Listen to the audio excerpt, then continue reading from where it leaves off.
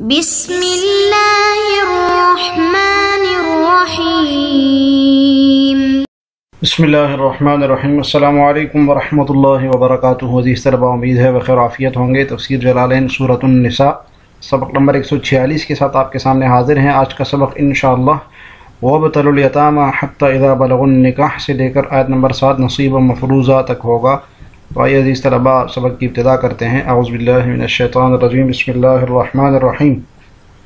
وَابْتَلُوا الْيَتَامَىٰ حَتَّىٰ إِذَا بَلَغُوا النِّكَاحَ، اور یتیموں کو جانچتے رہو اور یتیموں کو آزما لیا کرو، حَتَّىٰ إِذَا بَلَغُوا النِّكَاحَ، یہاں تک کہ جب وہ نکاح کے لائق عمر کو پہنچ جائے۔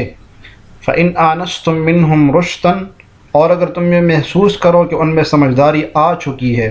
فَإِنْ آنَسْتُم، اگر تم محسوس کرو، مِّنْهُمْ، ان میں، رُشْدًا، کہ ان میں سمجھداری آ چکی ہے، فَادْفَعُوا إِلَيْهِمْ أَمْوَالَهُمْ، تو ان کو ان کے مال انہی کے حوالے کر دو۔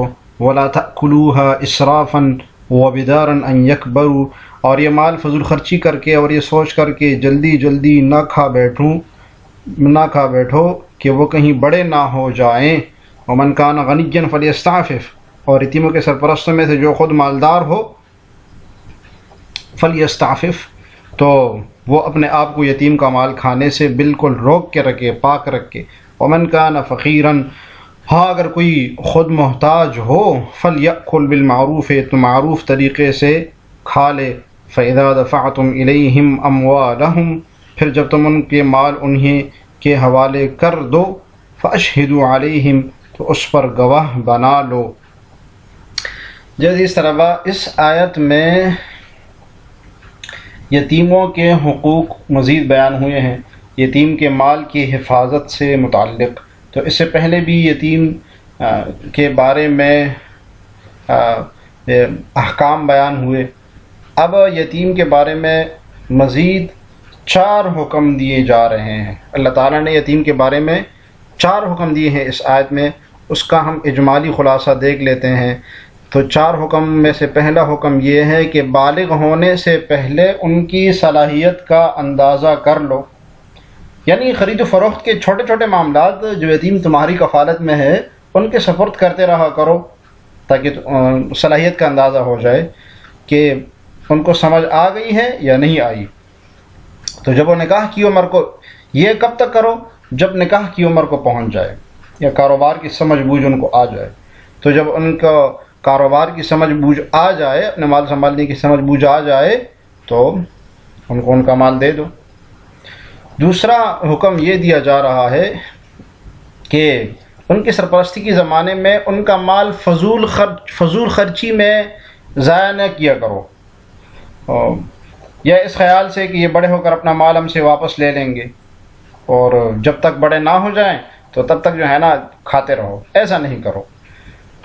اور تیسرا حکم یہ دیا جا رہا ہے کہ اگر یتیم کا سرپرست جو ہے وہ مالدار ہے تو یتیم کے مال سے حتی الامکان بچا رہے، وہ اس کو خرچ نہ کرے، کچھ بھی نہیں لینا چاہیے اس کو۔ ہاں اگر وہ سرپرست غریب ہے تو پھر دستور کے مطابق معروف طریقے سے اپنی جتنی حاجت ہے اور جتنا وہ یتیم کی دیکھ بھال کر رہا ہے، اس کی تعلیم پر خرچ کر رہا ہے، اس کی تربیت پر خرچ کر رہا ہے، اس کو جو کھلا رہا ہے پلا رہا ہے، اس کا عوض وہ لے سکتا ہے۔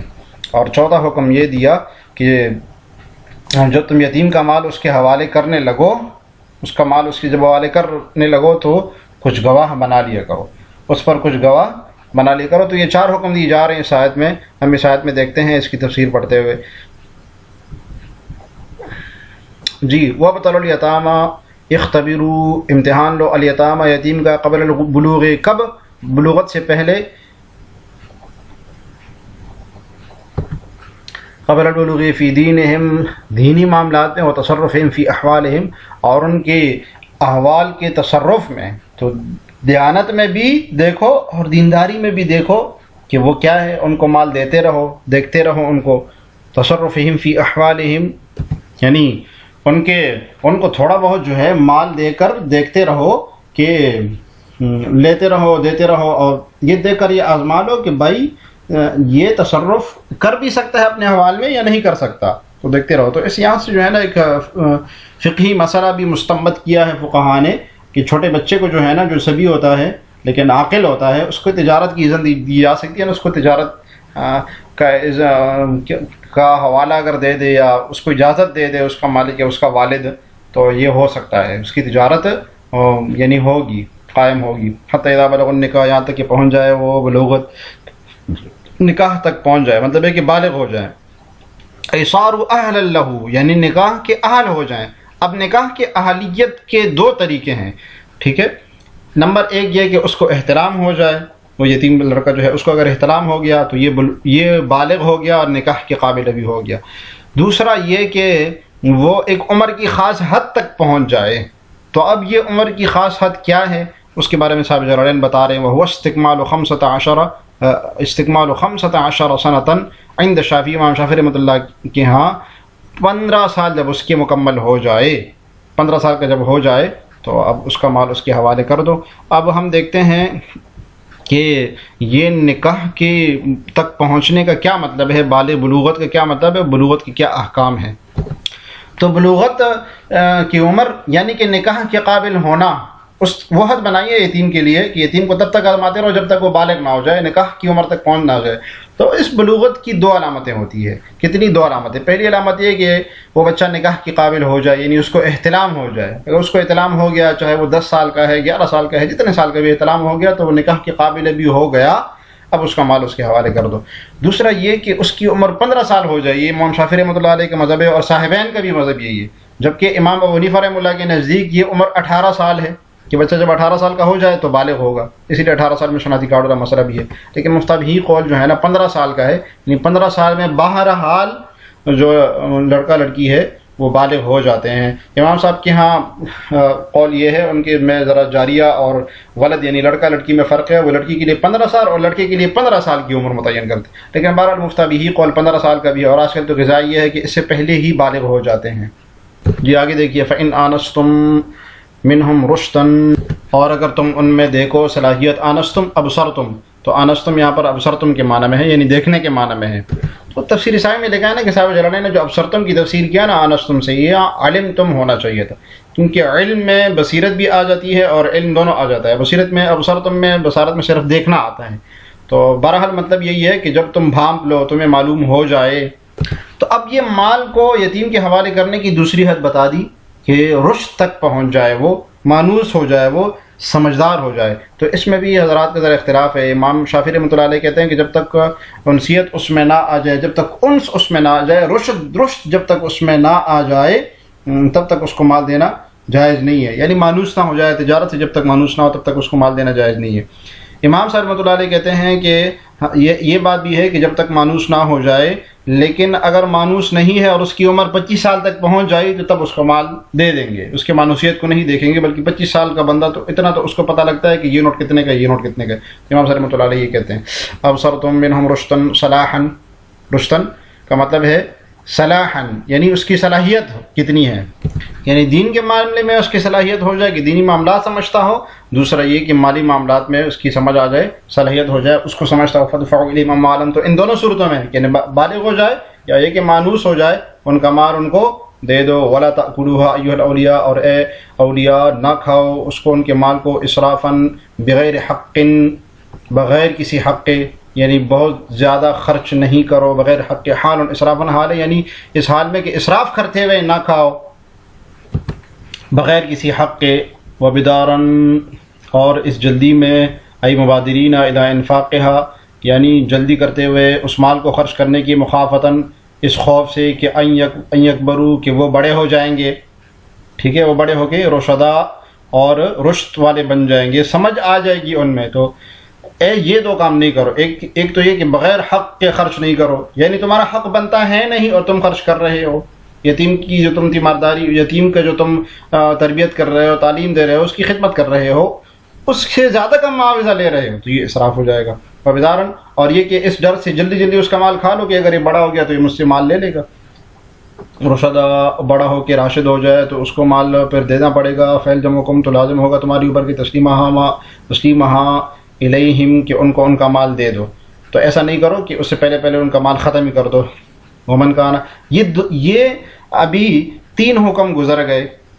پہلا حکم یہ تھا وابتلوا الیتامى حتى اذا بلغوا النکاح، کہ نکاح کے بلوغت تک ان کی دیکھ بھال کرو، جانچ پڑتال کرو. دوسرا حکم یہ تھا کہ ان کے مانوس ہونے کا انتظار کرو.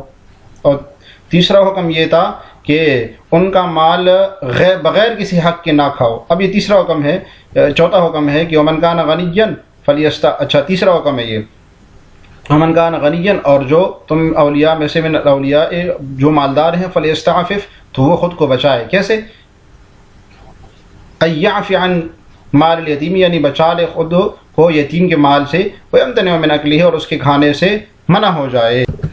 ومن کان فقیرا، اور جو فقیر ہے فلیأکل منہ، تو کھا سکتا ہے منہ اس مال میں سے بالمعروف، دستور کے مطابق، معروف طریقے سے، بقدر اجرت عملہ، جتنا اس نے عمل کیا ہے یتیم کے اوپر اس کی اجرت کی مقدار کے برابر دے سکتا ہے. یعنی اس کی تربیت کی ہے، اس کی تعلیم کیا ہے، اس کا خرچ اٹھا رہا ہے، اس کو لباس پہنا رہا ہے، اس کو کھانا کھلا رہا ہے، تو اس کی اجرت وہ لے سکتا ہے. فَإِذَا دَفَعْتُمْ إِلَيْهِمْ، چوتھا حکم، یہ 3 حکم گزر گئے. فَإِذَا دَفَعْتُمْ إِلَيْهِمْ، جب تم ان کا مال ان کو دینے لگو، اليتامى یتامى تک، اموالہم، ان کے اموال، فَأَشْهِدُوا عَلَيْهِمْ، تو اس کے اوپر گواہ بنا لو. کہ کس بات پر؟ کہ انہم تسلموها وبرئتم، کہ تم نے وہ مال ان کے حوالے کر دیا اور تم بری ہو گئے. وبرئتم، اور تم سبکدوش ہو گئے. لئلا یقعوا، تاکہ واقع نہ ہو جائے اختلاف. فترجعوا، تو جب اختلافات ہو جائے گا تو پھر تم لوٹو گے الی البینۃ، گواہ کی طرف. وہذا امر ارشاد، یا هذا امر ارشاد، یہ امر ارشادی امر ہے. یہ جو گواہ بنانے کا امر ہے نا، فاشہدوا علیہم جو امر ہے، اس کے بارے میں صاحب جلال بتا رہے کہ ارشادی امر ہے، یعنی وجوب کے لیے نہیں ہے، تمہاری رہنمائی کے لیے. وکفا باللہ حسیبا، اور اللہ تعالیٰ کافی ہے حساب دینے کے اعتبار سے. الباء زائدہ، ٹھیک ہے، یہ با زائدہ ہے. حسیبا حافظا لأعمالکم، کیا مطلب؟ حساب کے لیے کافی ہے، مطلب یہ کہ تمہارے اعمال کی حفاظت کرنے والا ہے. اعمال خلقی، اپنے مخلوق کی اعمال کی حفاظت کرنے والا ہے. محاسب، اور ان کے حساب لینے والا ہے. للرجال نصیب مما ترک الوالدان والاقربون، ترجمہ دیکھیے، مردوں کے لیے بھی اس مال میں حصہ ہے. للرجال نصیب، مردوں کے لیے بھی حصہ ہے. مما ترک الوالدان والاقربون، اس مال میں حصہ ہے جو والدین اور قریب ترین رشتہ داروں نے چھوڑا ہے. والدان والاقربون، جو والدین نے اور قریب رشتہ داروں نے چھوڑا ہے. وللنساء نصیب، اسی طریقے سے عورتوں کے لیے بھی اس مال میں حصہ ہے. مما ترک الوالدان والاقربون، جو ان کے والدین اور ان کے رشتہ داروں نے چھوڑا ہے. مما قل منہ او کثر، چاہے وہ ترکہ تھوڑا ہو یا زیادہ ہو. او اکثر نصیبا مفروضا، یہ حصہ اللہ کی طرف سے مقرر کردہ ہے. اس سے پہلے مہر کے بارے میں جو جاہلیت میں غلط رسومات تھی اس کا بیان تھا. اب میراث میں بھی کچھ ایسی غلط رسمیں ان میں تھی خواتین کے حوالے سے، لڑکیوں کے حوالے سے اور نابالغ لوگوں کے حوالے سے، کہ وہ لڑکیوں کو محروم کر لیتے تھے، اسی طریقے سے بچوں کو بھی محروم کر لیتے تھے. تو اس حوالے سے وہ احکام دیے جا رہے ہیں. اس آیت کے بارے میں شان نزول بھی بیان کیا جاتا ہے. تو بتایا جاتا ہے کہ اہل جاہلیت میں ایسا ہوتا تھا کہ لڑکیوں کو میراث نہیں دیتے تھے اور نہ ہی نابالغ بچوں کو. تو ایک انصاری کا انتقال ہو گیا، اوس بن ثابت رضی اللہ عنہ. تو ان کا ایک چھوٹا سا لڑکا تھا اور 2 لڑکیاں تھیں، لڑکیاں بڑی تھیں. تو اوس کے جو ہے نا 2 چچازاد بھائی تھے، کزن تھے، خالد اور فجا، دونوں نے آ کر جو ہے نا میراث پر قبضہ کر لیا. تو اوس کی گھر والی نبی صلی اللہ علیہ وسلم کی خدمت میں حاضر ہوئی اور کہا کہ میرے تو بچے ہیں، ان کے حصہ کا میں کیا کروں؟ تو آپ صلی اللہ علیہ وسلم خاموش ہوئے. اس پر یہ آیت اتری، فرمایا للرجال، مردوں کے لیے، الاولاد والاقرباء، یعنی اولاد کے لیے اور قریبی رشتہ داروں کے لیے. یعنی مردوں کی یہ دونوں حالتیں ہو سکتی کہ یا تو وہ اولاد ہو یا قریبی رشتہ دار ہو. جی اس سے پہلے شان نزول بھی بیان کیا ہے صاحب جلالین نے، ونزل رد لما كان علیہ الجاہلیت من عدم توریث النساء والصغار، کہ یہ آیت رد میں نازل ہوئی کہ جاہلیت میں جو ہوتا تھا کہ عورتوں کو وراثت نہیں دیتے تھے، محروم کر لیتے تھے، والصغار اسی طریقے سے بچوں کو. تو للرجال الاولاد والاقرباء، مردوں کے لیے چاہے وہ اولاد ہو چاہے وہ رشتہ دار ہو، نصیب حصہ ہے، حظ اس سے ان کا مما ترک الوالدان والاقربون المتوفون، جو فوت شدہ والدین اور رشتہ دار ان کا چھوڑ دے، بھائی بہن. وللنساء، اسی طریقے سے عورتوں کے لیے بھی نصیب مما ترک الوالدان والاقربون مما قل منہ ای المال، چاہے مال میں سے تھوڑا چھوڑے، او اکثر چاہے زیادہ، جعلہ اللہ تعالیٰ نے بنایا ہے نصیب مفروضاً کے لیے. فعل اور فاعل دونوں معذوف نکالے صاحب جلالین نے، کہ اللہ تعالیٰ نے بنایا ہے نصیب مفروضہ، مقرر کردہ ایک حصہ مقطوعا بتسلیمہ الیہم، جس کو حوالے کرنا، مقطوعا بتسلیمہ الیہم، جس کو حوالے کرنا ان کے لیے ضروری ہے۔ جس طرح آج کے سبق سے متعلق سوال یہ ہے کہ بلوغت کی عمر کیا ہے؟